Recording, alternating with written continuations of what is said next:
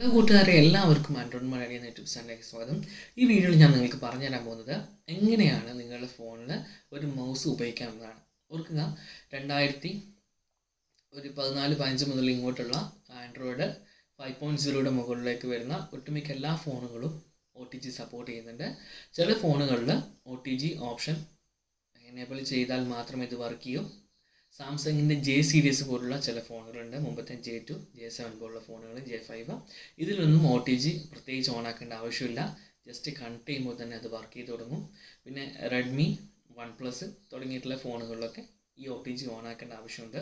അപ്പോൾ ഇത് എപ്പോഴാണ് നിങ്ങൾക്ക് ഉപകാരപ്പെടാമെന്ന് വെച്ച് കഴിഞ്ഞാൽ, ചില ഘട്ടങ്ങളിൽ നമ്മുടെ ഫോണിൻ്റെ ഒരു സൈഡ് അല്ലെങ്കിൽ ഫുള്ളായിട്ട് ഒറ്റൊരു സൈഡ് മാത്രമേ നിങ്ങൾക്ക് വർക്ക് ചെയ്യുന്നുള്ളൂ, ബാക്കി എല്ലാ സൈഡും ടച്ച് പോയിരിക്കുകയാണ്. ആ ഒരു അവസരത്തിൽ നിങ്ങളുടെ ഫോണിൻ്റെ ഫയലുകൾ കോപ്പി ചെയ്യാൻ വേണ്ടിയിട്ട് നിങ്ങൾക്ക് ഈ മൗസ് ഉപകാരപ്പെടും. അപ്പോൾ നിങ്ങളുടെ ഫോൺ അൺലോക്കായി കിട്ടിയാൽ മാത്രമേ ഇത് ചെയ്യാൻ പറ്റൂ കേട്ടോ, അല്ലാണ്ട് പറ്റില്ല. മുമ്പത്തെ ഞാൻ പറഞ്ഞില്ല, ചില സാംസങ് ഫോണൊക്കെ ആണെങ്കിൽ ഫുള്ളായിട്ട് ടച്ച് നിന്ന് പോയാലും കീബോർഡ് മൗസും കണക്ട് ചെയ്തിട്ട് നമ്മൾ കീബോർഡിൽ ആ പാസ്കോഡ് പ്രസ് ചെയ്തിട്ട് നമുക്ക് എന്ത് ചെയ്യാൻ പറ്റുമായിരുന്നു, എസ്കേപ്പ് കീ പ്രസ് ചെയ്തിട്ട് അപ്പം എൻ്റർ ലോക്ക് സ്ക്രീൻ പാസ്വേഡ് എന്നുണ്ടാവും, അല്ലെങ്കിൽ മറ്റേ പിൻകോഡ് അടിക്കാൻ പറ്റും. അപ്പോൾ പിൻകോഡ് നമ്മൾ കമ്പ്യൂട്ടറിൻ്റെ കീബോർഡ് ഉപയോഗിച്ചിട്ട് നമുക്ക് ടൈപ്പ് ചെയ്ത് കൊടുത്ത് അങ്ങനെ അൺലോക്ക് ചെയ്യാൻ പറ്റുമായിരുന്നു. അപ്പം ഇത് നല്ലൊരു ഓപ്ഷനാണ്. ഇത്തരത്തിൽ നിങ്ങൾക്ക് മൗസ് കണക്ട് ചെയ്യാം. അപ്പോൾ മൗസ് കണക്ട് ചെയ്യുന്നത് എങ്ങനെയാണെന്നുള്ള വീഡിയോയിലേക്ക് പോകാം.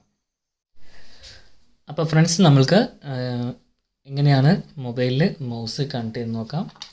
നമ്മൾക്ക് ഇത്തരത്തിലൊരു OTG കണക്ടർ വേണം. കണ്ടില്ലേ, ഒരു സൈഡിൽ USB കണക്ട് ചെയ്യാനും അതുപോലെ തന്നെ മറ്റേ സൈഡിൽ Type C ആയിട്ടുള്ളത്. ഇതെൻ്റെ പഴയ ഡോങ്കിളാണ്. ഇത് Type C അല്ല, മൈക്രോ USB വേർഷൻ 2 ആണ്. കണ്ടില്ലേ, നോർമലായിട്ടുള്ള. അപ്പം ഇത്തരത്തിൽ ഒരു കൺവേർട്ടർ ഉപയോഗിച്ചിട്ടും നിങ്ങൾക്ക് ചെയ്യാം. ഇതിലേക്ക് കണക്ട് ചെയ്യാം. അതിനുശേഷം നമുക്ക് ഇങ്ങനെയും കണക്ട് ചെയ്യാം. ഇതിൽ ഞാൻ ഉപയോഗിക്കുന്നത് ഇതാണ്. ഇതാകുമ്പം വേറെ കുഴപ്പമൊന്നുമില്ല, അത്യാവശ്യം നല്ലൊരു കമ്പനിയാണ്. നിങ്ങൾക്ക് സാധാ മൊബൈൽ ഷോപ്പിൽ നിന്ന് ഇതൊക്കെ വാങ്ങി കിട്ടും, സാധാ ഷോപ്പിലും ഇതൊക്കെ ഉണ്ടാവും. ഓക്കെ, അപ്പോൾ നമ്മൾ ചെയ്യേണ്ടത്, നമ്മളെ ഫോൺ എടുക്കുക. ഇതെൻ്റെ പോക്കോ X3 Pro ആണ് കേട്ടോ. ഓക്കെ, ഫോൺ എടുക്കുക. അതിനുശേഷം നിങ്ങൾ സാംസങ്ങിൻ്റെ പണ്ടത്തെ J2, J7 പോലുള്ള മൊബൈലൊന്നും ഇത്തരത്തിലുള്ള സെറ്റിങ്സ് ചെയ്യേണ്ട ആവശ്യമില്ല. ജസ്റ്റ് കണക്ട് ചെയ്ത് തന്നെ കണക്ട് ആവും.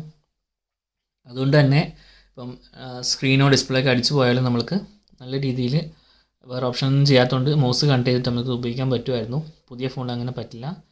ചില ഫോണുകളിൽ ഇങ്ങനെ സെറ്റിങ്സ് എടുത്തിട്ട് അവിടെ നിങ്ങൾ OTG എന്ന് സെർച്ച് ചെയ്യുക. സെർച്ച് ചെയ്യുമ്പോഴും അവിടെ കിട്ടും. അല്ലെങ്കിൽ നിങ്ങൾക്ക് താഴേക്ക് വന്നു കഴിഞ്ഞാൽ അഡീഷണൽ സെറ്റിങ്സ് എടുക്കുക. അവിടെ നിങ്ങൾക്ക് താഴെയായിട്ട് OTG എന്ന് കാണാൻ പറ്റും. ഇതിൽ കാണുന്നില്ല. സോ ഇതിൽ ഡയറക്റ്റായിട്ട് കണക്ട് ആവും. ഞാൻ പറഞ്ഞ പോലെ J7 ഒക്കെ അങ്ങനെ ആയിരുന്നു, അതുപോലെ തന്നെ തോന്നി ഇതിനും. അപ്പോൾ ഇതിൽ കണക്ട് ചെയ്ത് എങ്ങനെയാണെന്ന് നോക്കാം. മൊബൈൽ അവിടെ വെക്കുക. നമ്മൾ ഈ OTG അഡാപ്റ്റർ എടുത്തു, അതിലേക്ക് മൗസ് കണക്ട് ചെയ്യുകയാണ്. മൗസ് കണക്ട് ചെയ്തു. നേരെ ഇതിൻ്റെ പിറകിൽ ഇവിടെ കണക്ട് ചെയ്യുന്നു. ഓക്കെ, ഇത്രയേ ഉള്ളൂ. സിമ്പിളാണ്, കണ്ടില്ലേ. ഇത് ലോജിടെക്കിൻ്റെ ഒരു മൗസാണ്, ഗെയിമിംഗ് മൗസാണ്. സോ അഡീഷണൽ ആയിട്ട് 4 കീസ് എക്സ്ട്രാ വരുന്നുണ്ട്. ഇവിടെ DPI കീ ഉണ്ട്, കണ്ടോ. നമുക്ക് സ്ക്രോള് ഉപയോഗിക്കാൻ പറ്റുമായിരുന്നു. അപ്പോൾ നിങ്ങൾക്കിതിൽ ഈ സ്ക്രോൾ ചെയ്യുന്ന വീലൊക്കെ ഉപയോഗിക്കാൻ പറ്റും. നിങ്ങൾക്ക് ഇവിടെ കാണിച്ചു തരാം, ഉണ്ടല്ലേ. അപ്പോൾ ഇത് ടാബിലും ഇതേപോലെ തന്നെയാണ്, ടാബിലും കണക്ട് ചെയ്ത് ഉപയോഗിക്കാം. 2015 മുതൽ മുകളിലോട്ട് വരുന്ന സാംസങ്ങിൻ്റെ J സീരീസ് മുതൽ മുകളിലോട്ട് വരുന്ന എല്ലാ ഫോണിലും ഈ OTG സപ്പോർട്ട് ചെയ്യുന്നുണ്ട്. ചില ഫോണുകളിൽ സെറ്റിങ്സിൽ പോയിട്ട് OTG എന്നുള്ളത് ഓൺ ചെയ്താൽ മാത്രമേ വർക്ക് ചെയ്യും. അതുപോലെ തന്നെ വിവോ, ഓപ്പോ തുടങ്ങിയ ഫോണുകളിലൊക്കെ കയറിയിട്ട് ഓൺ ചെയ്യണം. പിന്നെ ചില ഫോണുകളിൽ 10 മിനിറ്റത്തേക്ക് മാത്രമാണ് ഇത്തരത്തിൽ OTG ഓൺ ആയിരിക്കുക. അതിനുശേഷം OTG കട്ടാവും, വീണ്ടും കണക്ട് ചെയ്യേണ്ടി വരും. അപ്പോൾ ഇത്തരത്തിൽ നിങ്ങൾക്ക് ടാബിലോ മൊബൈലിലോ ഒക്കെ മൗസ് കണക്ട് ചെയ്തിട്ട് ഉപയോഗിക്കാം. മൗസ് കണക്ട് ചെയ്തിട്ട് നമുക്ക് ഗെയിമൊക്കെ കളിക്കാൻ പറ്റും മൗസും കീബോർഡ് ഉപയോഗിച്ചിട്ട്. അതിൻ്റെ വീഡിയോസ് ഞാൻ ചെയ്യുന്നുണ്ട്, മറ്റൊരു വീഡിയോയിൽ അത് പറഞ്ഞുതരാം. ഓക്കെ, അപ്പോൾ ഇത്തരത്തിൽ നിങ്ങൾക്ക് നിങ്ങളുടെ സ്ക്രീനിൻ്റെ ഒരു സൈഡൊന്നും ടച്ച് വർക്കില്ല. അപ്പം ഇപ്പോൾ ഉദ്ദേശത്തിന് ഈ സൈഡ് മാത്രമേ ടച്ച് വർക്കിന്ന് വിചാരിച്ചോ. അപ്പോൾ നമുക്ക് ഇതേപോലെ OTG ആക്ടിവേഷൻ ചെയ്തിട്ട് ബാക്കിയുള്ള ടച്ച് ചെയ്യാൻ പറ്റാത്ത സൈഡിലുള്ള കാര്യങ്ങളൊക്കെ നമുക്ക് ഈ മൗസ് ഉപയോഗിച്ചിട്ട് ടച്ച് ചെയ്യാനും അതുപോലെ തന്നെ ഫയലുകൾ കോപ്പി ചെയ്യാനും കോൺടാക്ട്സ് എടുക്കാനും മറ്റുള്ള എല്ലാ ഫങ്ഷൻസ് ഉപയോഗിക്കാനും പറ്റും. ബാക്കപ്പ് ചെയ്യാനൊക്കെ നല്ലതാണ്.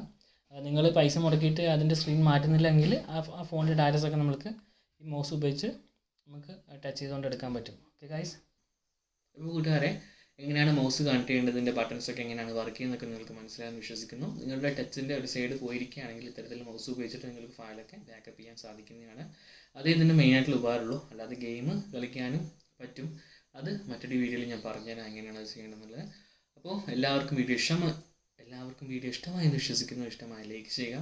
നിങ്ങളുടെ നിർദ്ദേശങ്ങളും അഭിപ്രായങ്ങളും സംശയങ്ങളും ഒക്കെ താഴെ കമൻറ്റ് ബോക്സിൽ രേഖപ്പെടുത്തുക. മറ്റൊരു വീഡിയോയിൽ കണ്ടുമുട്ടും വരെ എൻ്റെ എല്ലാ കൂട്ടുകാർക്കും നന്ദി, നമസ്കാരം.